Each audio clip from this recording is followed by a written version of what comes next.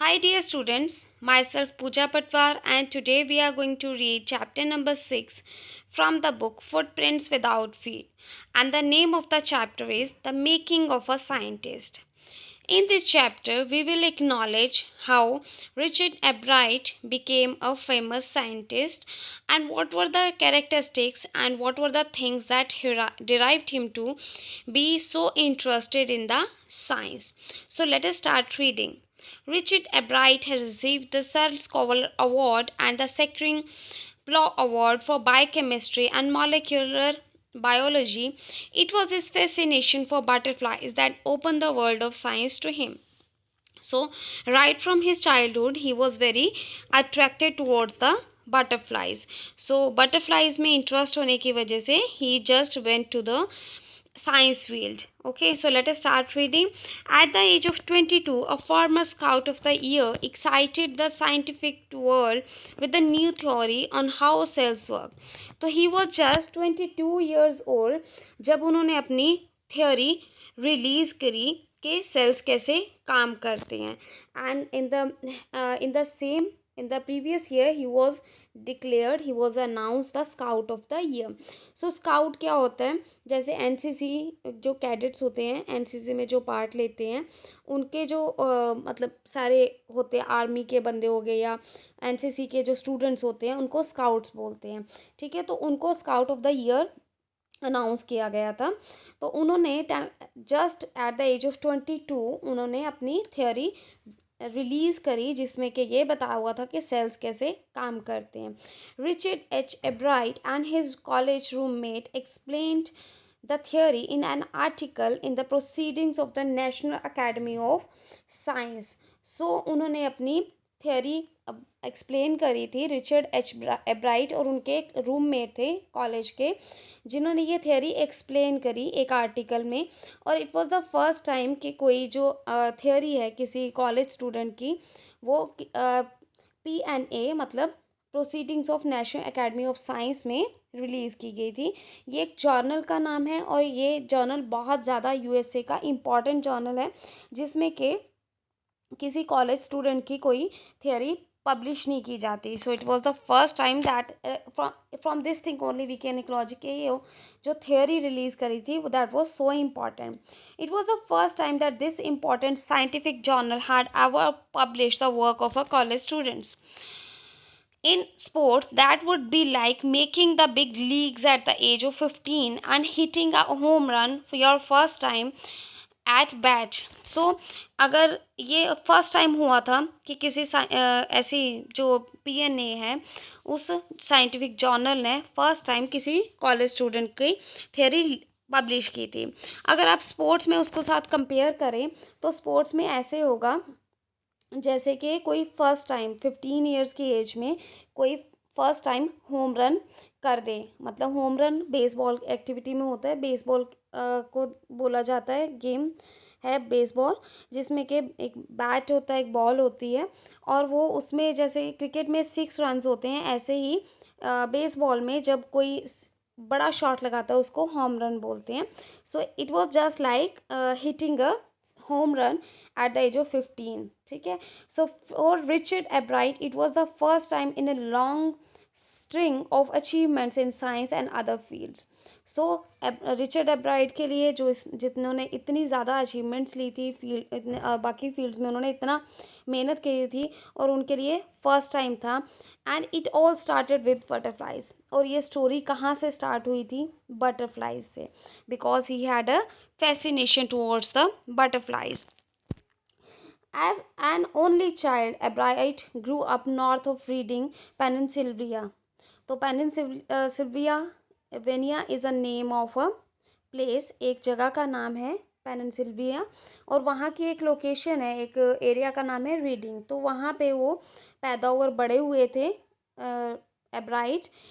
There wasn't much I could do there. वो कहते वहाँ पे ज़्यादा करने वाला कुछ नहीं था क्योंकि it was a small place. I certainly couldn't play football or baseball with the team of one. तो ही सेइंग कि वो वहाँ पे बिल्कुल अकेले थे because he was alone over that. तो वो किसी के साथ ऑब्वियसली अब कोई था ही नहीं, तो वो अकेले तो फुटबॉल या बेसबॉल खेल नहीं सकते थे. But there was one thing I could do, collect things. But एक चीज़ थी जो वो कर सकते थे, वो था चीज़ें इकट्ठी करना. तो जैसे कोई किसी को स्टैम्प्स इकट्ठी करने का शौक होता है, किसी को कोई चीज़ इकट्ठी करने का शौक होता है, तो ऐसे ही रिचर्ड जो थे उनको भी चीज़ें इकट्ठी करने का शौक. So he did, and he did he ever. Beginning in kindergarten, Albright collected butterflies with same determination that has marked all his activities. अब और वो करते थे, और वो क्या करते थे, मतलब जो वो उनको जो हॉबी थी चीज़ें इकट्ठी करने की, वो अपने आप में बहुत ज़्यादा मार्वेलस थी. उन्होंने अपनी किंडरगार्टन में ये कलेक्ट करना स्टार्ट किया, ठीक है. और ऐसे डिटर्मिनेशन के साथ था कि वही डिटर्मिनेशन उनकी बाकी सारी एक्टिविटीज़ में नज़र आता है. He also collected rocks, fossils and coins. उन्होंने रॉक्स भी इकट्ठे किए. फॉसिल्स होते हैं, मतलब फॉसिल्स क्या होते हैं, डेड प्लांट्स या एनिमल्स के जो रिमेन्स होते हैं उनको बोलते हैं. एंड उन्होंने कॉइन्स भी इकट्ठे करे. He became an eager astronomer. Astronomer जो टेलीस्कोप के थ्रू स्टार्स वगैरह को देखता है, तो वो बहुत ज़्यादा ईगर एस्ट्रोनॉमर थे. To sometime star gazing all night. और इतने ज़्यादा वो उसमें अब्जॉर्ब हो जाते थे कि वो कई बार सारी रात ही उनको स्टार्स को ही देखते रहते थे. From the first, he had a driving curiosity along with the bright mind. Starting से ही उनके बहुत ज़्यादा उनको क्यूरियोसिटी थी, जिज्ञासा थी चीज़ों को लर्न करने की, और उनका जो माइंड था, दिमाग था, वो भी बहुत शार्प था. He also had a mother who encouraged his interest in learning.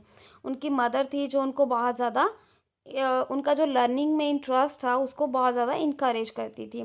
She took him on trips, brought him telescopes, microscopes, cameras, mounting materials and other equipment and helped him in many other ways. तो उसकी mother उनके लिए हर तरह की चीज़ें लेके आती थी जिसमें उनको इंटरेस्ट था. जैसे ट्रिप्स पे लेके जाती थी, उनके लिए टेलीस्कोप्स लेके आती थी, माइक्रोस्कोप्स लेके आती थी, कैमराज उनके लिए ला के रखे हुए थे. माउंटिंग मटीरियल मतलब अगर उस पर चढ़ना हो, हिल्स पे चढ़ना हो, तो उसके लिए मटेरियल लेके आए होते. मतलब उनको हर तरह से जितने जो हो पाता था उस तरह से उनकी हेल्प करती थी.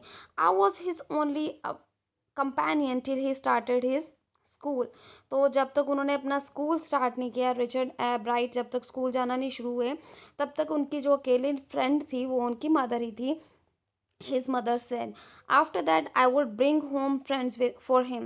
और उसके बाद मैं उनके लिए उनके घर पे रिचर्ड के लिए उनकी मदर उनके फ्रेंड्स लेके आती थी. But at night we just did things together. But रात के टाइम पे, डे टाइम तो उनके फ्रेंड्स को बुला लेते काम करने के लिए, बट डे टाइम पे हम वो दोनों इकट्ठे ही चीज़ें करते थे, इकट्ठी स्टडी करते थे, इकट्ठी जो करना होता था इकट्ठे काम करते थे. Richie was my whole life after his father die when Richie was in third grade. तो Richard was in third grade, third class में थे जब उनके फादर की डेथ हो गई थी. तो यहाँ पे उन्होंने मे बी निक नेम दिया हुआ था अपने बेटे को, रिची. तो शी इज सेइंग कि उनके फादर की डेथ के बाद रिची ही मेरी पूरा जीवन बन गया था. She and her son spent almost every evening in the dining room table. वो और उनका बेटा हमेशा लगभग जो डाइनिंग रूम टेबल पे ही अपना इवनिंग स्पेंड करते थे. If he didn't have things to do I found work for him. अगर उसके पास अपना काम करने के लिए नहीं होता था तो मैं उसके लिए काम लेके आती थी. Not physical work. अब फिजिकल वर्क नहीं होता था, ये लर्निंग थिंग्स होती थी. His mother said he liked it, he wanted to learn. और उसे वो करना पसंद था क्योंकि उसे सीखना पढ़ना पसंद था. And learn he did. और वो सीखे भी. ही earned top grades in school. तो स्टडी में वो बहुत ज़्यादा इंटेलिजेंट थे, तो टॉप ग्रेड्स लेते थे. On every day things he was just like every other kid. और रोज़ाना की ज़िंदगी में, रोज़ाना की चीज़ों में वो वैसे ही थे जैसे कोई और बच्चा होता है. By the time he was in second grade, जब वो सेकेंड ग्रेड में हो गए, एब्राइट had collected all 25 species of butterflies found around his home town. तो होम टाउन मतलब उनके घर के आसपास जो 25 टोटल स्पेशीज़ थी, जो जो स्पेशीज़ मिलती थी बटरफ्लाइज की. तो जब तक वो सेकेंड ईयर में हुए, सेकेंड क्लास में हुए, तब तक उन्होंने सारी की सारी वो 25 स्पेशीज़ कलेक्ट कर ली हुई थी बटरफ्लाइज की. And this is the list that he had collected. ये जो सारी ग्रेट ये जो उन्होंने स्पेशीज़ इकट्ठी करी थी, ये है वो 25 स्पीशीज़, और जो कि उन्होंने रीडिंग पेनिनसुला में इकट्ठी की थी। That probably would have been the end of my butterfly collecting, he said. कहते शायद इसके साथ ही मेरा ये जो कलेक्शन होता, ये जो मेरी कलेक्शन की आदत थी, शायद उसी के साथ ये ख़त्म हो जाती. But then my mother got me a children's book called The travels of Monarch x. तो तब उनकी मदर उनके लिए एक बुक ले आए, और बुक का नाम क्या था? The travels of Monarch x. ये था वो बुक का नाम. Monarch x is the species of a butterfly. तो बटरफ्लाई की स्पेशीज़ है, और उनकी मदर एक बच्चों वाली बुक ले आए जिसका नाम था the travels of Monarch X. That book which told how monarch butterflies migrate to Central America open the world of science to the eager young collector. और जब उन्होंने ये बुक में पढ़ा, इस बुक में मेंशन किया हुआ था कि जो बटरफ्लाइज है, मोनार्क बटरफ्लाइज है, वो सेंट्रल अमेरिका में कैसे माइग्रेट करती है, कैसे जाती हैं, और उसकी वजह से उनकी जो ईगरनेस थी, उनकी क्यूरियोसिटी थी, वो और बढ़ गई रिचर्ड एब्राइट की. At the end of the book readers were invited to help study butterfly migrations. जब बुक पढ़नी ख़त्म हो जाती थी तो रीडर्स जो जो पढ़ता था उसको बुलाया जाता था, ताकि वो बटरफ्लाई की माइग्रेशंस को पढ़ सकें, सीख सकें, देख सकें. They were asked to tag butterflies by research by Dr. Frederick. तो उनको बोला जाता था, जो भी ये बुक पढ़ता था उनको बोला जाता था कि बटरफ्लाइज के ऊपर टैग लगाओ. मतलब टैग होता है एक वाइट सी कोई चिट लगा देनी, उसके ऊपर लिख देना. तो उनको बोला जाता था कि बटरफ्लाइज को टैग करना है, ताकि वो जो डॉक्टर फ्रेडरिक हैं उनकी रिसर्च में हेल्प हो सके. A Urquhart of the University of Toronto Canada, Ebright's mother wrote to doctor Urquhart. तो उन्होंने, जो कि यूनिवर्सिटी ऑफ टोरंटो कनाडा के थे, उनको बुलाया गया. ए यूग्राट को उन्होंने लेटर लिखा उनकी मदर ने. And soon Ebright was attaching flight adhesive tags to the wings of monarchs. और उसके बाद जल्दी ही एब्राइट ने क्या किया, हल्के से टैग्स लगाने शुरू कर दिए मोनार्क के विंग्स के. Anyone who found a tagged butterfly was asked to send the tag to doctor Urquhart. तो जिसको भी वो टैग्ड बटरफ्लाई मिलती थी उसको बोला गया था कि वो डॉक्टर यूग्राट को भेज दें. The butterfly collecting season around Reading last 6 weeks in late summer. तो ये एक तरह का सीज़न होता था जिसमें कि बटरफ्लाइज को कलेक्ट किया जा सकता था. तो वो लगभग 6 हफ्ते तक चलता था. If you are going to chase them one by one you won't catch very many. अगर उन बटरफ्लाइज को एक एक करके पकड़ोगे तो ऑब्वियसली तुम उनको ज़्यादा पकड़ नहीं पाओगे. So the next step for Ebright was to raise a flock of butterflies. इसलिए उन्होंने क्या किया, flock of butterflies means group of butterflies. उन्होंने सोचा, एब्राइट ने क्या किया कि उन्होंने एक रेज होता है मतलब बड़ा करना, उन्होंने फ्लॉक ऑफ बटरफ्लाइज को बड़ा करना शुरू कर दिया. He would catch a female monarch. तो वो एक फीमेल मोनार्क बटरफ्लाई को पकड़ते थे, टेक हर एग्स, उनके एग्स लेते थे, and raise them in his basement through their life cycle. तो उनके लाइफ साइकिल्स के थ्रू उनको बड़ा होने देते थे. From egg to caterpillar to pupa to adult butterfly. और हमें पता है कि बटरफ्लाई के लाइफ साइकिल में 4 पार्ट्स होते हैं, egg, then caterpillar, then pupa, and lastly adult butterfly. तो वो उसको ऑब्जर्व करते थे, उसकी स्टडी करते थे. Then he would tag the butterflies wings and let them go. जब बटरफ्लाइज बड़ी हो जाती थी तो वो उनको टैग कर देते थे और उनको जाने देते थे. For several years his basement was home two thousands of monarchs in different stages of development. कई सालों तक उनके बेसमेंट में बहुत सारी मोनार्क्स की उन्होंने स्टडी की, उनकी डेवलपमेंट की स्टडी की. Then this is the table that he has collected. Eventually I began to lose interest in tagging butterflies. तो कहते धीरे धीरे ये जो बटरफ्लाइज को टैग करने वाली प्रोसेस थी, मुझे इसमें इंटरेस्ट खत्म होता गया मेरा. इट्स टीडियस मीन्स टायरिंग, थकावट वाला. And there is not much feedback, और उसकी ज़्यादा फीडबैक भी नहीं मिली. Ebright said in all the time I did it. मैंने जितने टाइम तक इसे किया, he laughed, only 2 butterflies I had tagged were recaptured. मैंने जितनी बटरफ्लाइज पकड़ी थी तो एब्राइट हंस के बोलते हैं कि उन्होंने इतना जितने टाइम ये बटरफ्लाइज को टैग किया उसमें से सिर्फ 2 ही बटरफ्लाइज दोबारा पकड़ी गई and they were not more than 75 miles from where I have lived. तो जहाँ मैं रहता हूँ वहाँ से सिर्फ 75 माइल से वो मिल गई थी, मतलब वो ज़्यादा दूर तक नहीं जा रही थी, मतलब they were not migrating.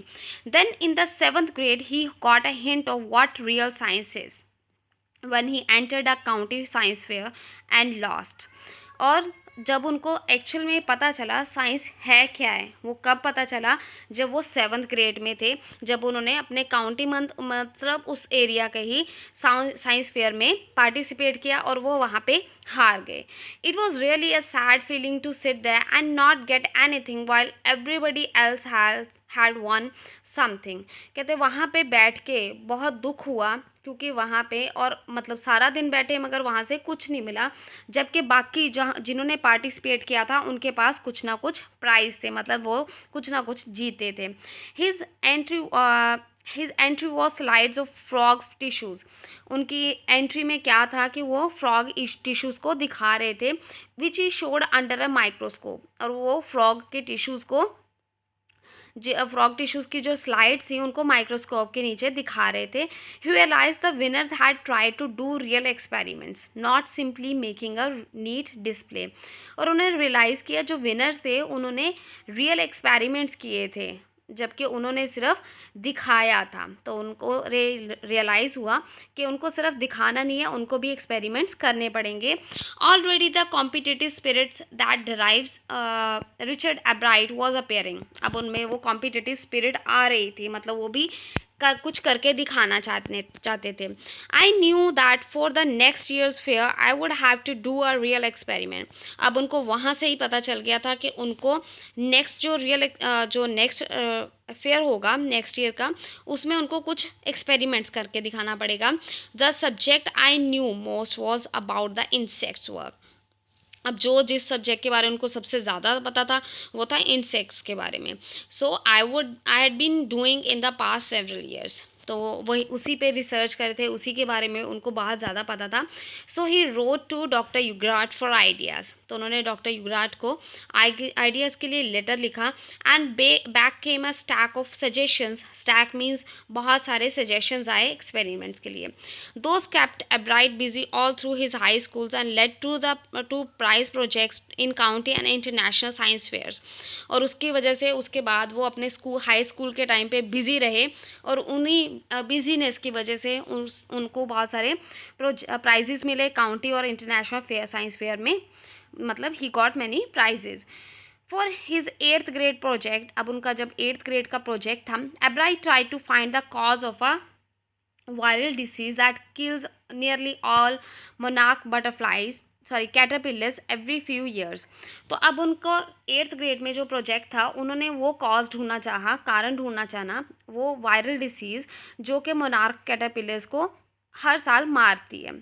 एब्राइट thought that disease might be carried by a beetle. तो उनको लगा कि शायद ये जो डिसीज़ है वो बीटल्स की वजह से होता है। He try to raising caterpillars in the presence of beetles. तो बीटल्स को भी उन्होंने रख लिया और कैटरपिलर्स को पालना शुरू कर दिया, मतलब वहाँ पे बीटल्स भी थे। I didn't get any real results. तो उनको कोई रिजल्ट नहीं मिले, मतलब जो बीटल्स थे उनकी वजह से जो कैटरपिलर था उसको कोई डिसीज़ नहीं हुई। But I went ahead and sure that I had tried the experiment this time I one. But उन्होंने कोशिश की और ये दिखाया कि ये जो एक्सपेरिमेंट हुआ किया है और इस बार उनको क्या हुआ, वो जीत गए। Next year his science fair project was testing the theory that viceroy butterflies copy monarchs. अब वाइसरॉय बटरफ्लाइज भी जो है वो एक बटरफ्लाई का नाम है। तो उनका जो नेक्स्ट ईयर साइंस फेयर का प्रोजेक्ट था उसमें ये था कि जो वाइसरॉय बटरफ्लाइज हैं वो मोनार्क्स की कॉपी करती हैं, मतलब कि उनके जैसी बनती हैं, उनके जैसी रहती हैं। The theory was that viceroys look like monarchs because monarchs don't taste good to birds. तो वाइसरॉयज जो बटरफ्लाइज हैं वो मोनार्क बटरफ्लाइज की कॉपी करती हैं क्योंकि जो बर्ड्स हैं वो उनको मोनार्क्स को उनको टेस्टी नहीं लगती, इसलिए वो उनको खाते नहीं हैं। Viceroys on the other hand do taste good to birds. तो जबकि वाइस रोज बटरफ्लाइज जो हैं वो बर्ड्स को अच्छी लगती हैं, टेस्टी लगती हैं. So the more they look like monarchs the less likely they are to become a bird's dinner. तो जितना ज़्यादा वो मोनार्क की तरह लगेंगी उतने ही कम चांसेस होंगे उनको बर्ड के डिनर बनने का, मतलब बर्ड्स के खाने बनने का. So, Ebright's project was to see whether in fact birds would eat monarchs. अब उनका प्रोजेक्ट क्या था, ये देखना था कि बर्ड्स मोनार्क्स को खाते हैं. He found that a starling would not eat ordinary bird food. तो उन्होंने ये पता चला कि जो स्टारलिंग है, it's a kind of bird, तो जो स्टारलिंग है वो दूसरे बर्ड जैसा खाना नहीं खाते हैं. It would eat all the monarchs it could get. इनको जितनी मोनार्क्स मिलती हैं उतनी ज़्यादा वो खा लेते हैं. Ebright said later research by other people showed that viceroys probably do copy the monarchs. तो जो एब्राइट्स उन्होंने बाद में ये बताया था कि बाकी लोगों की रिसर्च में ये बताया गया है कि जो वाइसरोज हैं वो शायद मोनार्क्स की कॉपी करते हैं. This project was placed first in the zoology division. तो ये जो प्रोजेक्ट था जूलॉजी डिवीजन में फर्स्ट रखा गया था and third overall in county science fair. और थर्ड प्राइज मिली थी इसको ओवरऑल काउंटी साइंस फेयर में. तो बायोलॉजी में इसको फर्स्ट था, सॉरी जूलॉजी में इसको फर्स्ट मिला था, ओवरऑल में इसको थर्ड प्राइज मिला था. In his second year in high school, Richard Ebright began the research that led to his discovery of an unknown insect hormone.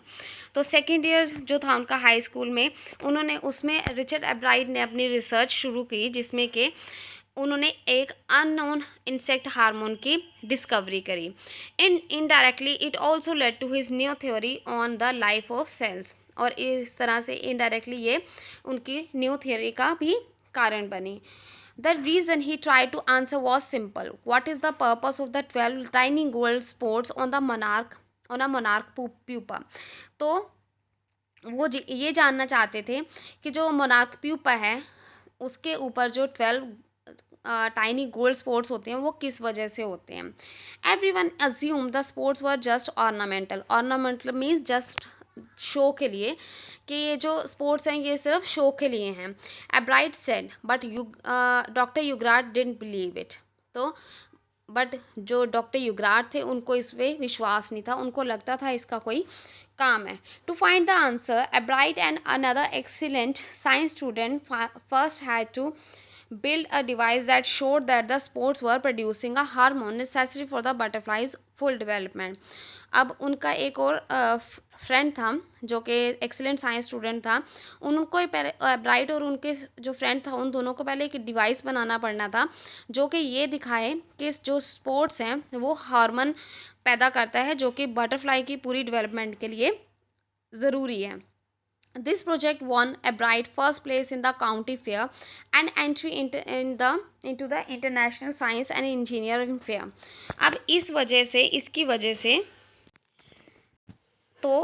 वजह से जो एब्राइट थे उनको काउंटी फेयर में फर्स्ट प्लेस मिली और साथ ही साथ उनको international science and engineering fair में एंट्री भी मिल गई. There he won third place for zoology. तो वहाँ पे उनकी थर्ड प्राइज उन्होंने विन किया. He also got a chance to work during the summer at the entomology laboratory at the Walter Reed Army Institute of Research. तो वहाँ पे उनको काम करने का मौका मिला समर वेकेशंस में. As a high school junior, Richard Ebright continued his advanced experiments on the monarch pupa. तो स्कूल जब वो हाई स्कूल जूनियर थे तो उन्होंने अपनी जो रिसर्च थी, एक्सपेरिमेंट्स थे मोनार्क प्यूपा पे, वो जारी रखे. That year his project won first place at the international science fair. उस साल जो उनका प्रोजेक्ट था उनको फर्स्ट प्राइज मिला and gave him another chance to work in the army laboratory during the summer. और उनको एक और मौका मिल गया आर्मी लेबोरेटरी में काम करने का. In his senior year he went to a step further. तो जब सीनियर ईयर आया उनका तो वो एक कदम और आगे बढ़ गए. He grew cells from the monarch's wing in a culture and showed that the cells would divide and develop into normal butterfly wing scales only if they were fed the hormone from the gold spots. उन्होंने इसमें बताया, उन्होंने पहले तो एक monarch के wing से sales निकाले बनाए, बढ़ाए, ठीक है। कल्चर होता है जो जब किसी के रहने के लिए, जैसे किसी एनिमल या किसी प्लांट को ग्रो करने के लिए, उसके लिए वहाँ का कहीं और जगह का उसके जैसा कल्चर मतलब एनवायरनमेंट बनाया जाए, उसको कल्चर बोलते हैं। तो उन्होंने क्या किया, उन्होंने मोनार्क के विंग का कल्चर में पैदा किए, बनाए, एंड ये दिखाया कि ये जो है आगे इसके सेल्स है वो डिवाइड हो जाएंगे और बढ़ के आगे नॉर्मल बटरफ्लाई के विंग स्केल बन जाएंगे, और वो तभी बनेंगे अगर उनको गोल्ड स्पोर्ट से हार्मोन मिले। That project won first place for zoology at the international fair. उस प्रोजेक्ट की वजह से उनको इंटरनेशनल फेयर में फर्स्ट प्लेस मिली। He spend the summer after graduation during doing further work at army laboratory and at the laboratory of the US Department of Agriculture. तो उन्होंने फिर से अपनी जो समर थी ग्रेजुएशन के बाद, उन्होंने आर्मी लेबोरेटरी और यूएस डिपार्टमेंट ऑफ एग्रीकल्चर की लेबोरेटरी में काम करते हुए बिताएं।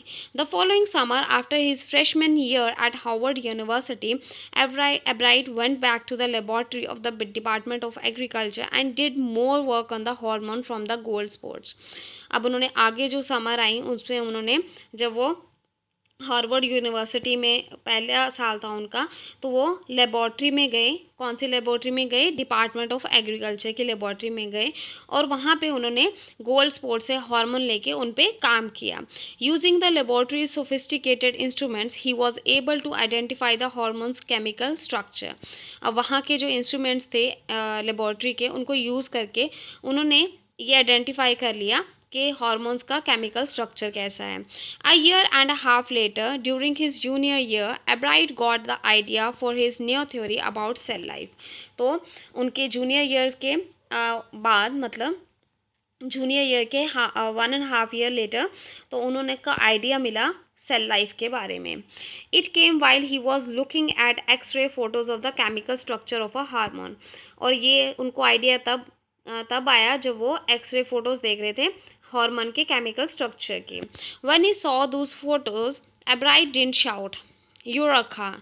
तो जब उन्होंने वो फोटोज देखी तो एब्राइट बिल्कुल शाउट नहीं किए। Eureka is the word that Archimedes use to use, ये अनाउंस करते होते थे आर्किमिडीज जब भी वो कोई चीज़ मतलब कुछ एक्साइटमेंट होते थे या वो कुछ कर लेते थे, कुछ प्रूव कर लेते थे, तो ही यूज टू से यूरेका। बट एब्राइट कुछ नहीं शाउट किया, मतलब उन्होंने कोई ज़्यादा एक्सप्रेशन नहीं किए। और even I have got it, उन्होंने इनफैक्ट ये भी नहीं कहा कि मैंने ये कर दिखाया, but he believe that along with his findings about insect hormones the photos give him the answer to one of the biology's puzzles. मगर उनको ये लगा कि इनकी जो उन्होंने थ्योरी की है, ये जो फाइंडिंग्स आई हैं इंसेक्ट हार्मोन्स और फोटोज, इनकी वजह से जो उनके बायोलॉजी के पजल्स थे उनको आंसर मिला है। How the cell can read the blueprint of its DNA. और वो पजल क्या था कि सेल जो हैं वो डीएनए को कैसे समझ सकते हैं। DNA is the substance of the nucleus of a cell that controls heredity. तो डीएनए क्या होता है? वो सब्सटेंस है जो कि कंट्रोल करता है कि हेरिडिटी मतलब जो हमारे पेरेंट्स में गुण होते हैं वो हम में चीज़ें आती हैं, तो इट इज़ हेरिडिटी, वो डीएनए में हमारे होता है, तो दैट इज़ डीएनए। ठीक है, तो डीएनए वो सब्सटेंस है जो कि सेल का न्यूक्लियस होता है और वो कंट्रोल करता है हेरिडिटी को। It determines the form and function of the cell, और ये डिटरमाइन करता है कि सेल का फॉर्म कैसा होगा और उनका फंक्शन क्या होगा। सो दस DNA is the blueprint for life, और इस तरह से जो डीएनए है वो लाइफ का ब्लूप्रिंट है। Ebright his and his college roommate James R Wong worked all that night drawing pictures and constructing plastic models of molecules to show how it could happen. तो उनके जो रूममेट थे, roommate का नाम था James are Wong. तो वो सारी रात उन्होंने ड्राइंग अपनी सारी रात कैसे बताई, पिक्चर्स ड्रॉ करते हुए और प्लास्टिक मॉडल्स बनाते हुए मॉलिक्यूल्स के, ये दिखाने के लिए ये कैसे होता है। Together they letter wrote the paper that explain the theory, और बाद में उन्होंने इकट्ठे ही वो लेटर लिखा जिसमें कि ये थ्योरी पूरी एक्सप्लेन की गई थी। Surprising, no one who knew him, Richard Ebright graduated from Harvard with highest honours. तो अब जो उनको जानता था उनके लिए तो कोई सरप्राइजिंग बात नहीं थी। जो रिचर्ड एब्राइट थे वो ग्रेजुएट हुए हार्वर्ड से और बहुत ज़्यादा अच्छे नंबर्स के साथ, second in the class of 1510, और अपनी क्लास में वो सेकंड पोजीशन पे आए और उनकी क्लास में बच्चे कितने थे 1510। Ebright went on to become a graduate student researcher at Harvard Medical School. तो उसके बाद वो रिसर्चर बनने के लिए चले गए हार्वर्ड मेडिकल स्कूल में। There he began doing experiments to test his theory, और वहाँ पे वो अपनी थियरी को टेस्ट करने के लिए एक्सपेरिमेंट्स करते रहे। If the theory proves correct it will be a big step towards understanding the processes of life. तो कहते हैं अगर ये थियरी करेक्ट हो साबित हो जाती है तो इससे क्या होगा, जो लाइफ की प्रोसेसेस हैं इनको समझना ईजी हो जाएगा। It might also lead to new ideas for preventing some times of cancer and other diseases, और शायद इसकी वजह से वो आइडियाज़ भी मिल जाए जिससे कि कैंसर और बीमारियों को रोका जा सके। All of this is possible because of एब्राइट scientific curiosity. तो ये किस लिए पॉसिबल, कैसे पॉसिबल होया, just because of the curiosity that एब्राइट had in science. His high school research into the purpose of the sports on the monarch pupa eventually led him to his theory about cell life. अब उनका जो research थी high school में sports के मतलब जो monarch pupa के ऊपर जो स्पोर्ट्स हैं उनका क्या काम है, वहाँ से उनको क्या हुआ, उनकी थियोरी बना पाए वो सेल लाइफ के बारे में। Richard Ebright has been interested in science since he first began collecting butterflies. तो उनका साइंस में तब से इंटरेस्ट है जब से उन्होंने बटरफ्लाइज कलेक्ट करनी स्टार्ट करी। But not so deeply that he हैज़न time for other interest, but ऐसा भी नहीं था कि उनके पास और किसी इंटरेस्ट के लिए और किसी काम के लिए टाइम ही नहीं था। Ebright also became a champion debater, public speaker and a good canoeist and all around outdoor person. तो वो अच्छे डिबेटर थे, पब्लिक स्पीकर थे और गुड कैनोइस्ट। कैनोइस्ट क्या होता है, एक जो कैनो होती है जो कैनो को चलाता है, ठीक है। तो कैनो क्या होती है, लाइट वेट वाली बोट होती है, ठीक है, उसको हम क्या बोलते हैं, कैनो। तो वो बहुत अच्छे कैनोइस्ट थे, मतलब बहुत अच्छे से कैनो चला पाते थे। He is also an expert photographer particularly of nature and scientific exhibits. In high school Richard Ebright was a straight a student, तो बहुत ज़्यादा इंटेलिजेंट स्टूडेंट थे। Because learning was easy he turned a lot of his energy towards the debating and model United Nations club. तो अब वो उनको study तो easy लगती थी, तो अपनी एनर्जी कहाँ पे लगाते थे, वो डिबेटिंग की तरफ, और उनका जो इंटरेस्ट था वो बहुत ज़्यादा था मॉडल यूनाइटेड नेशंस क्लब में। He also found someone to admire, वहाँ पे वो एक इंसान थे जिनको वो बहुत ज़्यादा एडमायर करते थे, प्रेज करते थे, और उनका नाम था रिचर्ड रिचर्ड ए वेयर। तो उनका नाम था रिचर्ड ए वेयर, जिनको कि वो बहुत ज़्यादा एडमायर करते थे। His social study teacher and adviser to both clubs, और दोनों क्लब्स के वो एडवाइज़र थे। Mister Ware was the perfect person for me then, और राइट बोलते हैं, एब्राइट बोलते हैं कि वो जो थे वो उनके लिए परफेक्ट पर्सन थे, because he open many my mind to new ideas, क्योंकि उन्होंने उनके जो दिमाग था उनका मन खोला, मतलब उनको नए नए आइडियाज़ दिए। Ebright would always give that extra effort, Mister Ware said. Ware क्या कहते हैं कि एब्राइट हमेशा हर चीज़ के लिए एक्स्ट्रा एफर्ट करते थे। What pleased me was here was this person who put in 3 or 4 hours at night doing debate research besides doing all his research with butterflies and his other interests। क्योंकि एब्राइट वो इंसान थे जो रात के 3-4 घंटे डिबेट को भी देते थे और अलॉन्ग विद वो क्या करते थे, अपनी बटरफ्लाइज के ऊपर रिसर्च भी करते थे और बाकी के इंटरेस्ट को भी पूरा टाइम देते थे। रिचर्ड वॉज अ कॉम्पिटिटिव, तो रिचर्ड एक कॉम्पिटिटिव इंसान थे, मतलब वो अच्छे इंसान थे, उनमें कंपटीशन की फीलिंग थी। Mister Ware's continued but not in a bad sense, मगर वो बैड सेंस में कॉम्पिटिटिव नहीं थे, मतलब ये नहीं था कि उनको जीतने की रहता था कि अगर कोई और जीत जाता उनको बड़ा दुख होता था, no, he was a he was competitive in a good sense. He explained, Richard wasn't interested in winning for winning's sake or winning to get a prize. ना वो जीतने के लिए, ना वो प्राइज जीतने के लिए उनको इंटरेस्ट था, ना ही वो जीतना चाहते थे. But rather he was winning because he wanted to do the best job he could. वो इसलिए जीतते थे क्योंकि वो हमेशा जितना अच्छा वो काम कर, जितना अच्छा, जितने अच्छे से वो काम कर सकते थे उतने अच्छे से करते थे. For the right reasons he wants to be the best. और कोई वो सही बात ही है कि वो बेस्ट ही था. And that is one of the ingredients of the making, in the making of a scientist. और उनमें से एक यही साइंटिस्ट के बनने के लिए जो इंग्रेडिएंट्स है उनमें से एक यही है. Start with the first rate mind. अच्छा माइंड हो, मतलब एड क्यूरियोसिटी, आप में क्यूरियोसिटी हो. And mix in the will to win for the right reasons. और राइट रीजंस के लिए जीतने की इच्छा रखो. Ebright has these qualities. Ebright में ये क्वालिटीज़ थी. From the time the book The travels of Monarch X open the world of science to him.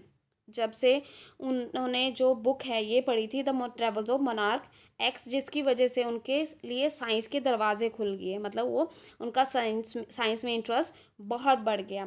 Richard Ebright has never lost his scientific curiosity. और उन्होंने अपनी कभी भी, उनका जो इंटरेस्ट था साइंस में वो कभी ख़त्म नहीं हुआ. उनकी जिज्ञासा जो थी वो कभी ख़त्म नहीं हुई. वो हमेशा साइंस के बारे में और जानना चाहते थे. So this was the chapter that was written by Robert W Peterson. I hope you like, I hope you got to know that how you also can become successful in your life. So we should be very willing to do our best, and later on to the things turn out to be best or not, that's a different thing, but for us we should give our best to have that spirit or to be successful in the life. So hope you like the reading of the chapter and you have understood it well. If you did, please do tell me in the comments. I'll be waiting for. If you still have some queries, please do tell me. I'll be waiting for your queries. Thank you and have a nice day. Enjoy your day.